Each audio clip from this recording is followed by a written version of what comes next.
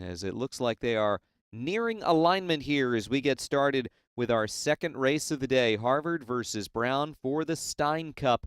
The Crimson had won it 7 consecutive years before last year, and now Harvard, racing at home for the first time this season, is hoping to get it back.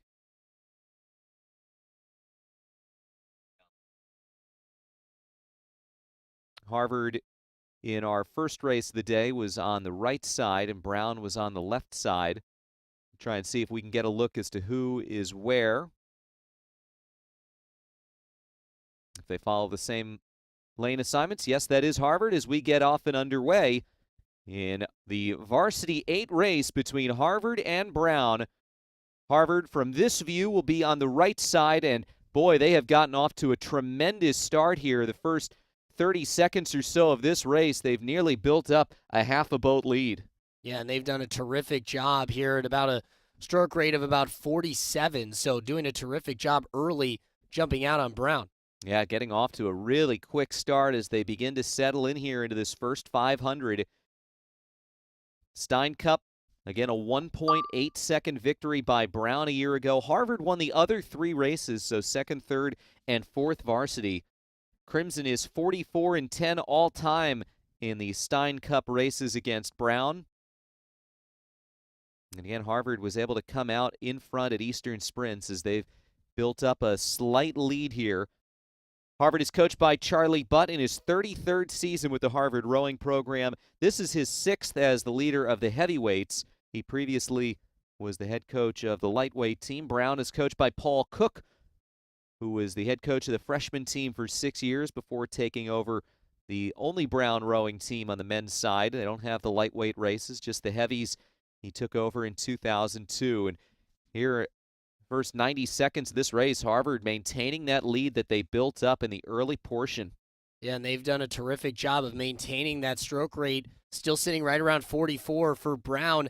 They've slowed down a little bit, but they've picked it up just a little bit, right around 44. So we'll see. We saw Brown make a push in that second varsity earlier today, so we'll see if they can make that push once again here. Yeah, Harvard had a slight lead in the opening few moments of the first race that we saw in that second varsity, but it was around the midway point that Brown had caught up and started to take a little bit of a lead before eventually coming away with the win. But right now, Harvard is maintaining, and in fact, looks like it's growing that lead as they've nearly been able to pick up another couple seats. It looks like it's about a 7-8 seat advantage and nearly putting open water between themselves and the Bears. Yeah, they've done a terrific job. They've slowed down just a little bit pace-wise, but you're seeing right now Harvard just looking a little bit more in sync. And like you said, Alex, to start this for Harvard, a terrific jump right off the start is what has caused this lead for the Crimson.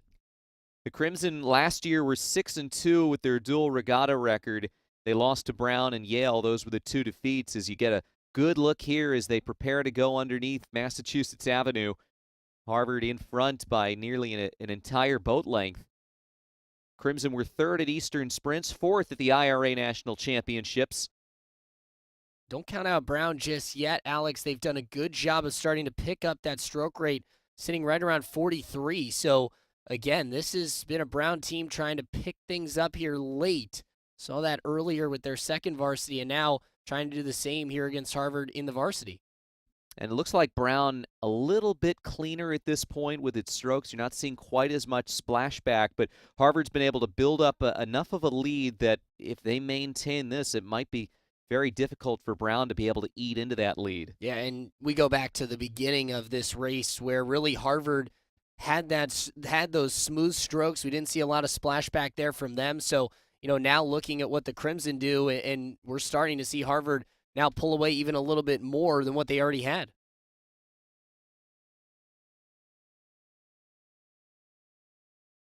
Nearing the 3-quarter mark, you see as they pass the MIT Boathouse, that white line in the background represents the final 500 meters of this race. Harvard has a bit of a lead. They've been able to maintain it. They have not been able to put open water between themselves and the Bears to this point, but the Crimson are very strong performance, and coming in, we thought this race was going to be really, really tight based on the way they were last year, the 2 races that they were involved in. Well, Brown has started to pick it up, Alex. The stroke rate right at about 38, and they are continuing to push here. Yeah, it looks like they're picking up maybe a seat here on Harvard, but Crimson's still out in front. Again, it's a little bit difficult to tell with the angle, but Harvard had a lead of nearly an entire boat, and now it's a lead that's been cut to a little bit less than that as both teams going into their final sprint to the finish here in the Varsity 8 showdown between Harvard, the number 5 team in the country, and Brown, number 5, Harvard, number 3. Brown is really starting to pick it up. They're now right around 40 as they come down here. You see a few of those looks over from the Harvard crew trying to maintain what they have. Brown is looking to pull off what would be a pretty big comeback here in the Varsity 8 race. Brown at national championships finished in 6th place for the 3rd straight year. Harvard was 4th at the IRA national championships. Closing in on the finish line. This is an excellent job by Brown to try and pick up this pace. They've made up some ground on Harvard, but it doesn't look like it's going to be enough as they go down to the final few meters. And the Varsity 8 race looks like it will head in the direction of the Crimson. They head to the finish. And a celebratory Harvard crew as it looks like they have come out in front. Brown showed a lot of resolve to make that race a lot closer than it looked like it was going to finish around the midway point. Well, you know